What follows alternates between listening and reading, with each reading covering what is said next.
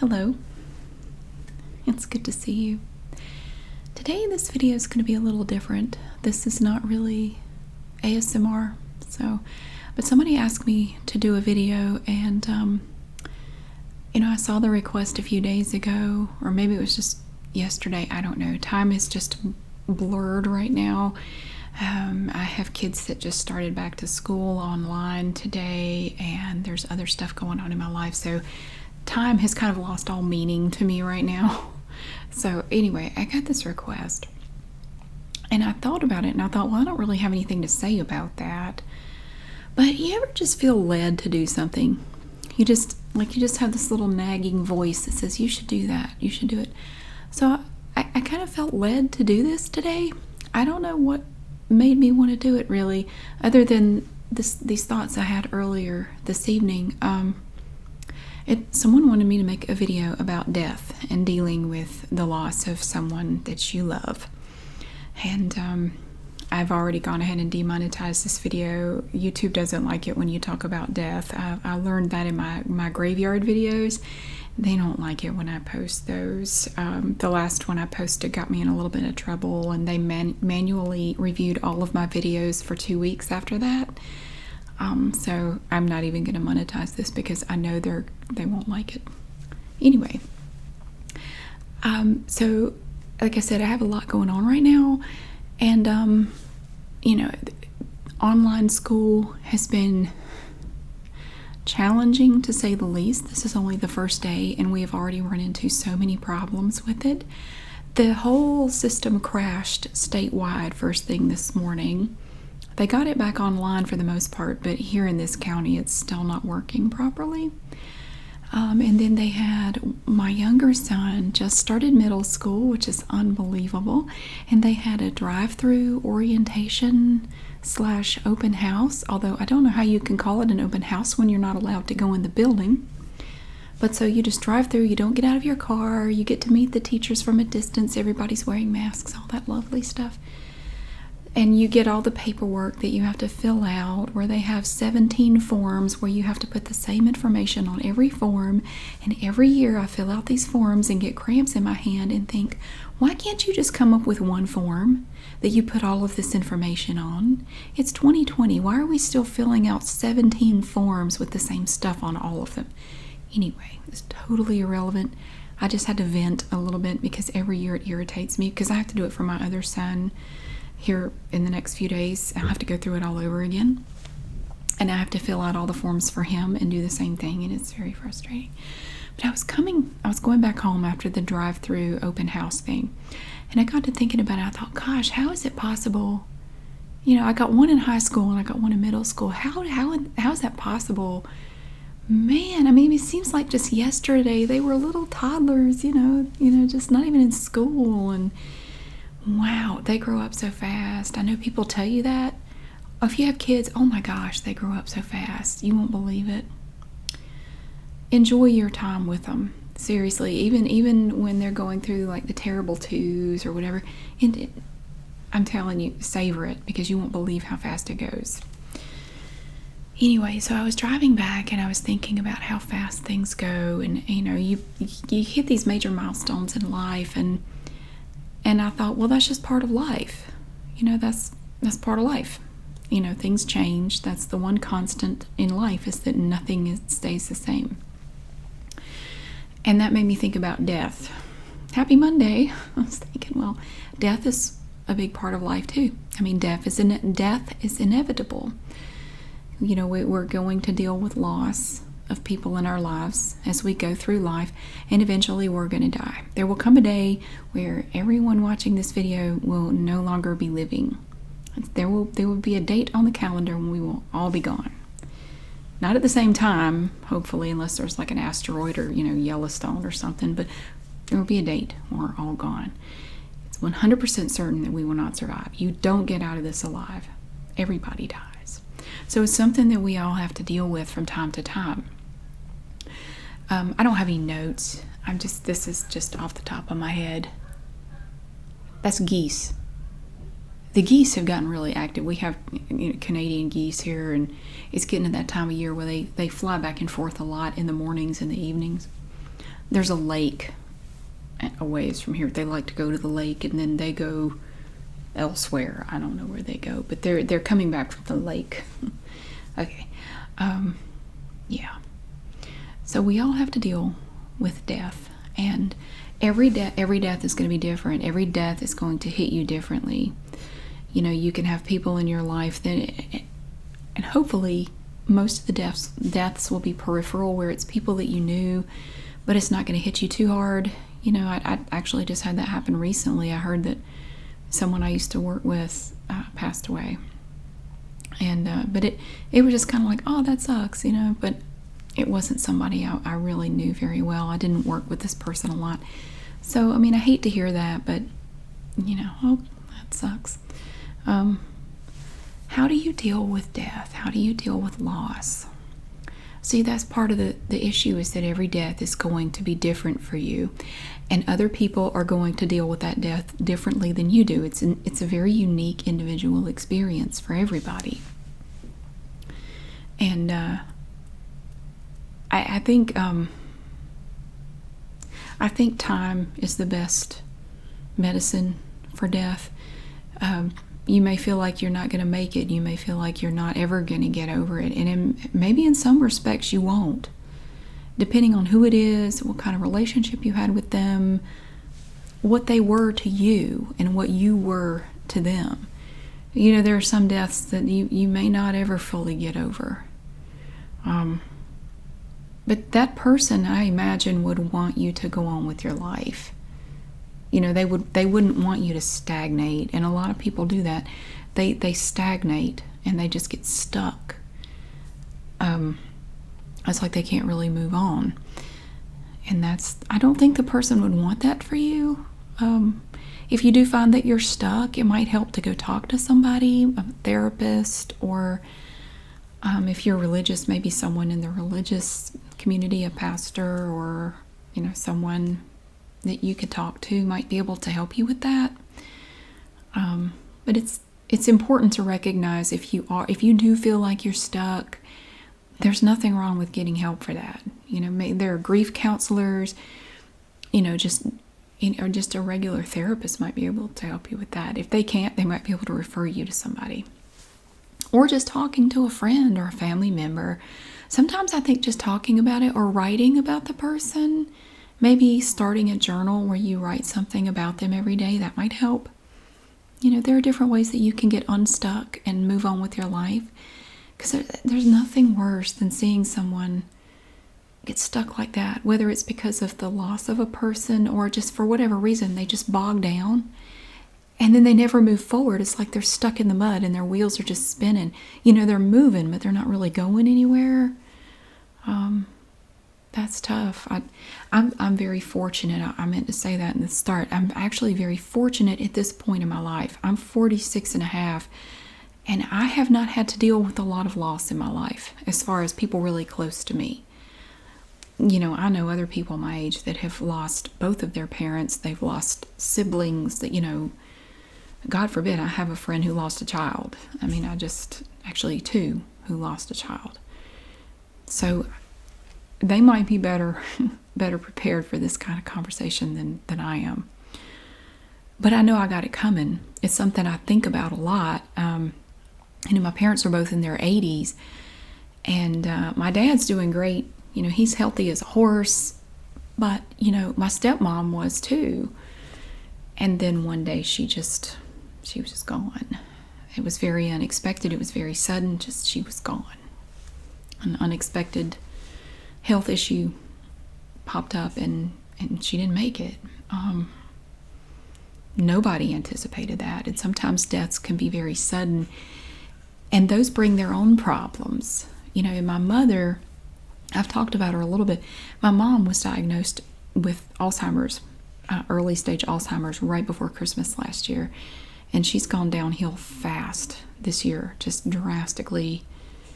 Wow. And, you know, I've had to come to terms with the fact that I don't know. I don't know how much faster it's going to go, but even with medication, she's gone downhill fast. And I may have to face that loss sooner than I expected. And it's kind of scary to think about. You don't want to think about it. You want to put it out of your mind, but eventually we're all going to have to deal with it. We're going to lose people close to us, and it's going to be tough. And sometimes you don't really know how you're going to handle it until it happens to you. I think, and this is all just my opinion. I'm just rambling at this point, but again, it's different for everybody. Everybody has unique experiences with people in their life that they lose. But I would think, knowing that it's like the long goodbye, like with Alzheimer's, and both of my grandfathers had Parkinson's disease. I don't know what that says for my odds of getting it, but both of my grandfathers had Parkinson's disease. It's like a long goodbye. You know what they have. You know that inevitably it's going to cause them to deteriorate to the point that they pass away. It's slow, it's heartbreaking to watch, and there's not a lot you can do about it. In a way, I think it was easier to deal with because you had time to get used to the idea. It's like the grief is spread out because you see them just slowly deteriorate, and you see what they go through, and it's so sad. But in the end, it's almost like a relief to think that, well, at least they're not suffering anymore. It's over for whatever lies on the other side. If anything lies on the other side, at least it's over. They suffered a lot. They both went through absolute hell going up to their deaths. It was awful to watch. Now, my dad's dad, I don't remember him. He passed away when I was really young. I don't remember him. But my mom's dad was going through all this when I was a teenager. So, I saw the progression, and it was awful. It was awful. But when the time comes, it's coming. You don't know exactly when, but it's coming. They're going to be gone. And at the end, he didn't even know anybody. He didn't recognize anyone. They had to put him in a nursing home. It was heartbreaking to watch.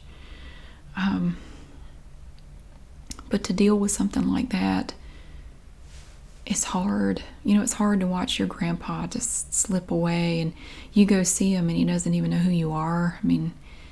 He didn't know any of his kids. He didn't know my grandmother. They were married over 50 years. He had no idea who she was. It was awful. It was awful. So, I know I have more loss coming. I know I do. And there can always be people that are taken from you suddenly. And I'm reminded of Dr. Green on the TV show Hoarders. If you ever watch Hoarders, I love Dr. Green. And she said this in several episodes, you got to feel it in order to heal it. You can't take your feelings and shove them aside. I'm too busy. I can't deal with this. I can't think about this right now. You got to go through all that. You got to cry. You got to get mad. You got to talk to people. Or you're never going to move on. Those feelings are just going to fester. They're just going to lay there under the surface. And one day they're just going to bubble up out of nowhere, and you'll lash out at somebody. They will come out inappropriately. And that applies to anything. If you try to shove your feelings down and put them in a box, they're not going to stay there. They're going to come out. And because I tend to do that. And my experience is they come out at bad times. I'll get mad and blow up at somebody who doesn't deserve it, and it has nothing to do with them, and I have to apologize and realize, okay, I need to deal with these feelings. I need to process this, and I need to move on from it. I've got to resolve this. You can't just ignore it. And I know when you lose someone, you'll hear from people, because people will be concerned for you, and they'll say things. And sometimes it's hard to know what to say to somebody when they lose someone close to them, to make it sound like you're being sincere because you really mean it. Olive is yelling at me. She's very sweet, my kitty. She wants to come in. Sometimes the things people say may come across kind of weird. I went through something like that one time, and I lost someone close to me, and a friend of mine, he meant well. I don't really know. I think he meant well. He just slapped me on the back and said, "Oh, it'll be okay." It's like I dropped my ice cream cone on the sidewalk or something, you know. It was a little more serious than that. That was my grandmother. "Ah, it'll be okay."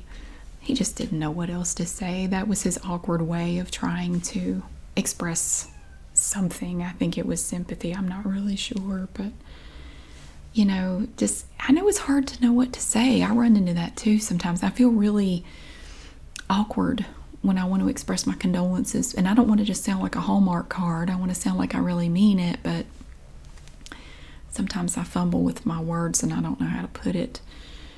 But you know, and people will offer to be there for you, and take them up on that if you need it. You know, if you need to talk to somebody, like I said, you know, I bet there are plenty of people who are willing to listen to you. And if you don't have anybody in your life who will listen to you, and you may not, because sometimes, you know, life comes with all different kinds of circumstances. You may have lost somebody like a family member, and maybe you were the only person who liked them. I mean, I've seen that happen. You know, there's just like an outcast in the family, and like nobody likes them, but you do. It's like you get them, but nobody else does. Well, when they pass away, your family may be like good riddance. You may not get a lot of sympathy from there. You know, that's when it's good to turn to other people. That's a therapist might help, or a friend. You may not get sympathy from everybody, depending on who the person was. I had a lot more in mind, and now I can't remember what it was. But yeah, I wanted to just take a minute and talk about it a little bit for the person who requested it. I'm sorry, I can't remember what video I saw that comment in. I can't remember what your name was. I'm sorry. But I know this is not what you want to hear. It will get better, and it'll be okay. But you have to experience the pain and the agony, and it can come in waves. You may be all right one day, and then you're not so all right the next day. You may be okay for a week or two, and then you hear a song on the radio, and you cry all the way to work. You know, I've been there. But eventually you're going to be okay. It's kind of like fireworks, you know, they're not constant. You have little breaks in between, but eventually they do stop, and it's quiet, and you're going to be all right. You know, again, like I said, maybe a journal would help. Maybe sit down and write a letter to this person. If you didn't get to tell them goodbye, you could write them a letter, and, you know, just know where to send it, obviously, but just write them a letter and tell them how you feel. You know, go talk to them. But yeah, it will be okay. Eventually. It'll be all right in the end. If it's not all right now, that's okay, because it's not the end. And Olive agrees with me. She's a very needy cat. She likes to come in here and hang out with me. She's sweet. Yeah, it's something we all go through. If that makes you feel any better, I mean, do remember it's a universal experience. I don't think there's anybody, especially an adult, who hasn't dealt with loss of some sort of someone that they love. Everybody's lost somebody. So you can walk down the street, and everybody you see, they can relate to you on some level. And to me, it makes me feel like I'm part of something bigger, you know. And not to get all otherworldly and crunchy or anything, but, you know, last year I did this, and it was on my bucket list of things I've always wanted to do, this past life regression hypnosis. I did that last summer. I did a session of that, and I was under hypnosis for 2 hours and 20 minutes, and I talked the entire time. I have it on video, so I can go back and, because I don't remember all of it, but I talked about a lot of stuff. And you know, it's just me, and I'm not trying to say it means anything. I don't even know if anything I said under hypnosis was real. I have no idea, but I had a lot to say. I talked about 2 different lives that I lived. I don't know if it's real. I really don't. I don't know. It was interesting. I'll say that. It was definitely interesting. But after I did that, I don't worry about death so much anymore.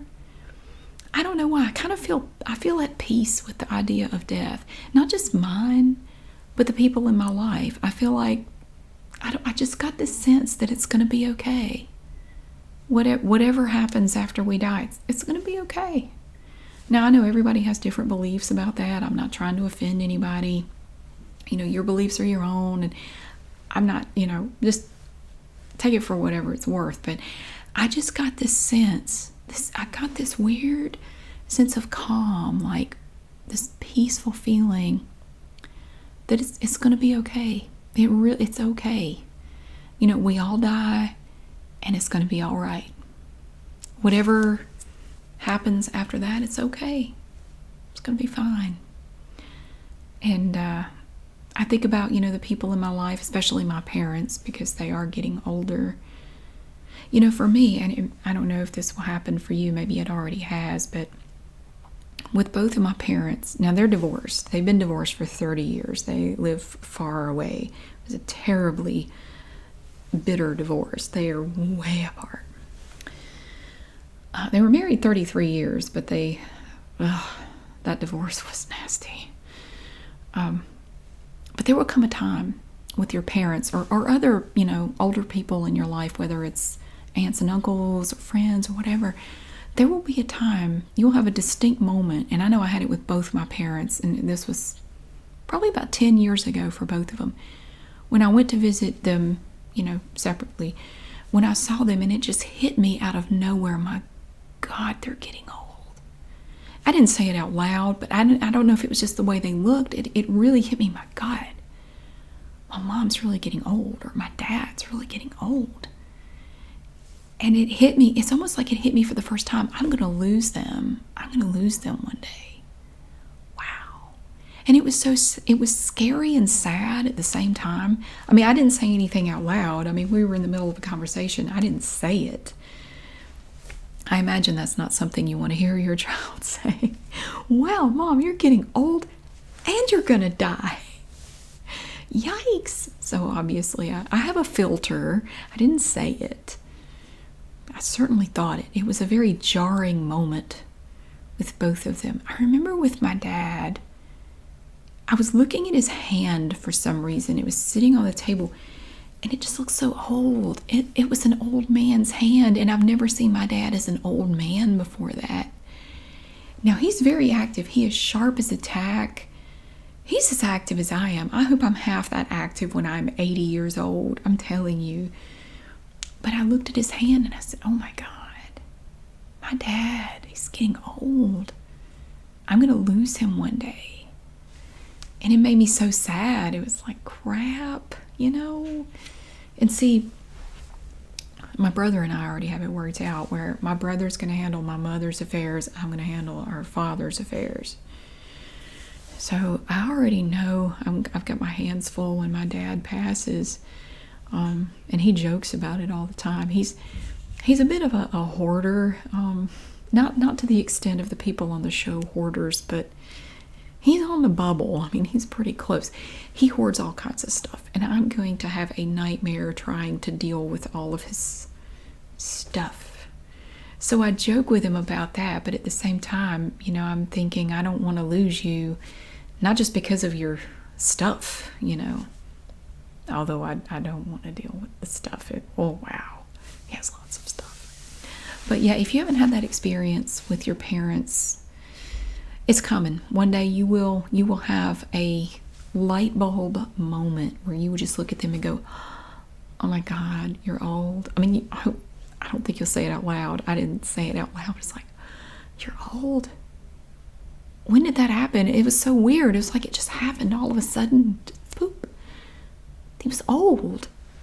It was so strange and sad. At the same time, it made me so sad. So, yeah, I've lost several aunts and uncles, but I'm not very close to them.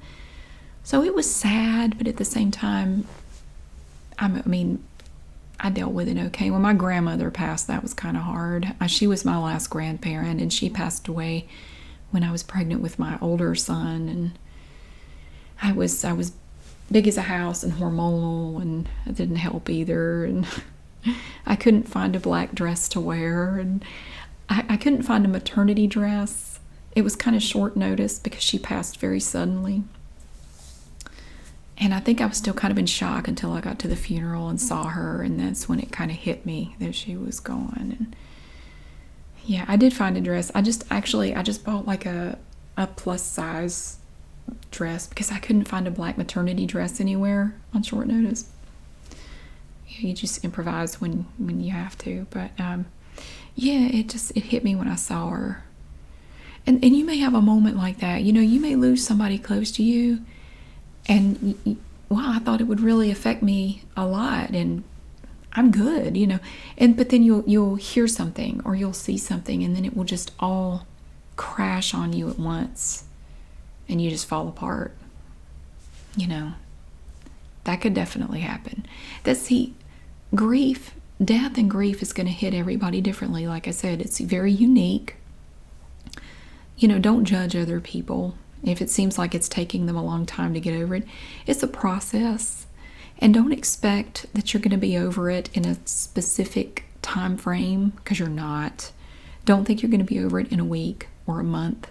You may not even be over it in a year. It may take you a long time. But I think the important thing to do is to focus on dealing with how you feel, feeling all that. Don't ignore it. Don't push it away. Don't deny it. Don't try to hide it. You got to feel it so you can move on and get on with your life, which is what that person would want you to do. I mean, wouldn't you? If you passed away, would you want somebody stuck, crying the rest of their lives and missing out? I wouldn't. I would not. I would not want that. So yeah, you got to feel it and then move on from it, as hard as that may be.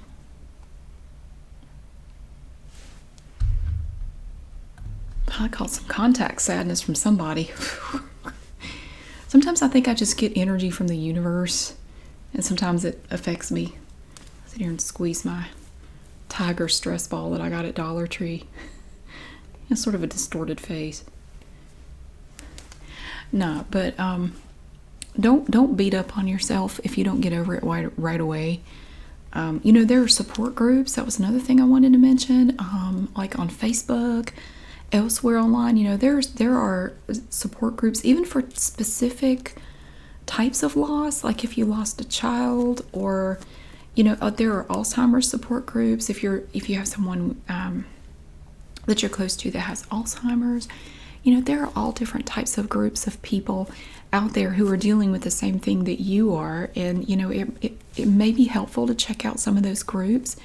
I know there are several on Facebook, and I'm sure there are groups elsewhere online too. But definitely check it out. Some of the open forums, you end up with toxic people in there that come in there just looking to stir stuff up. They're just looking to start drama. They're not really there to get any help or anything. So avoid those groups if you see a lot of just toxic stuff going on. Don't stay away from those. A lot of the closed groups are better, where you have to ask to join. Those tend to avoid, and I think they monitor more closely the people in there and what they're doing. And the nasty people don't get to stay. If they just come on there trying to cause problems, they get booted out. But that's one good thing about living in this time that we do. I think there's more support now than there's ever been for people dealing with grief and loss. Even 30 years ago, I mean, there were support groups, but we didn't have the internet and all this awesome stuff like we do now. So take advantage of that. And I mean, most of these support groups are free. You don't have to pay anything to be in them, and it might be something that helps you out. And it's probably not something you're going to need forever. It's just something that you might need to kind of help you over this hump, this hard time that you're going through. It's just a thought. But again, you're not alone. Everybody is going to have to go through it. If you have not had to deal with it yet, you will. Eventually, you're going to lose somebody you care about.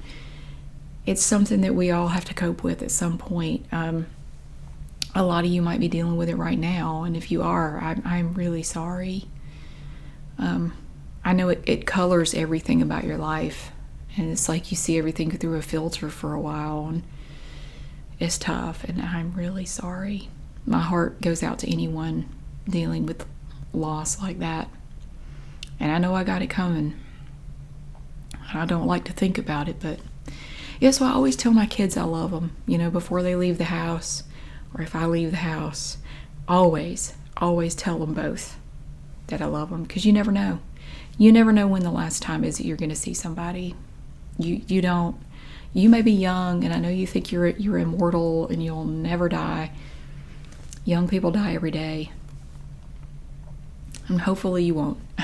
Chances are you'll be fine, but it does happen.